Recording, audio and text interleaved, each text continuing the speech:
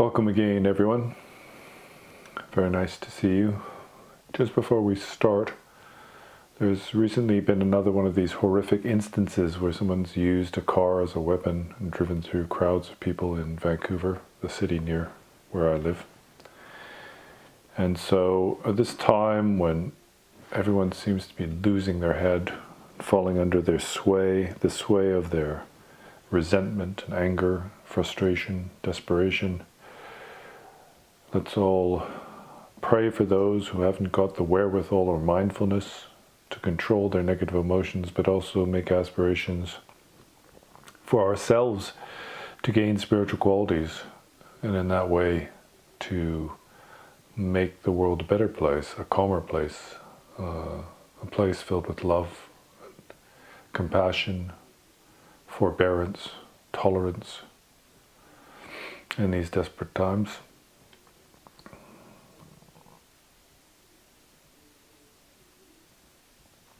Sometimes it can feel a little bit desperate, especially when the whole world's on fire. But everything runs in cycles.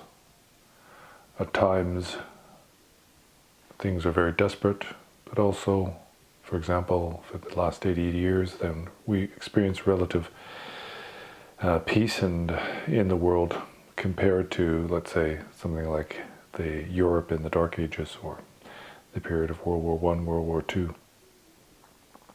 Everything is impermanent. As you know, then we're going to be starting our first silent one-week retreat, group retreat here in Vancouver next week. And I'm going to try to run the meditation session next Sunday from the temple there. As long as the internet's okay, it should be fine. There's a break at that time, so I'll do my best to continue this Sunday meditation, 45 minutes on next Sunday, so please join us if you can. And currently then we are looking at this mindfulness of feelings. We've moved on from the body to mindfulness of feelings. And the first stage of mindfulness of feelings is just being aware of the raw experiences, sort of pleasant, unpleasant, neutral experiences. This is a progressive practice, so if you've been practicing at home well, then you're going to start to develop this habit for identifying sensations, like a mosquito bite, something like that. Or if there's a cool breeze, or if you see a pleasant sight, then you start to identify with the raw sensual experience. Now, the second stage is about recognizing the quality of that experience in terms of whether it is worldly or transcendent. This is quite a difficult topic, but in general, then when we have attachment towards things, it's worldly. But this also clings to, for example, experiences being bad or painful, etc. It's not just pleasant things. This when we cling or grasp onto experience. And then when there is these feelings or experiences that are essentially in nature themselves are related to detachment and letting go. So really, this practice isn't different from the practice of mindfulness of body that we've been doing up until this point. We've been mindful of the breath, mindful of sensations in the body, the actions of the body, the posture of the body, these sorts of things. Through this we develop a strength of mindfulness that we carry with us through our daily lives. And now we're looking at sensations, right? When these sensations arise, then we are becoming aware now at this stage on how they are associated with either worldly or with the transcendent. Now, in terms of the Theravada and the first turning the wheel of Dharma, then really it's about having attachment or detachment. But when we talk about the world and transcendence in kind of more profound terms, then what we're talking about is appearance and emptiness, or method and wisdom. Now, associated with experiences of emptiness or samadhi, these kind of spiritual experiences you get through your practice, then associated with that there are blissful feelings. There are feelings of detachment, renunciation, these sorts of things associated with your practice.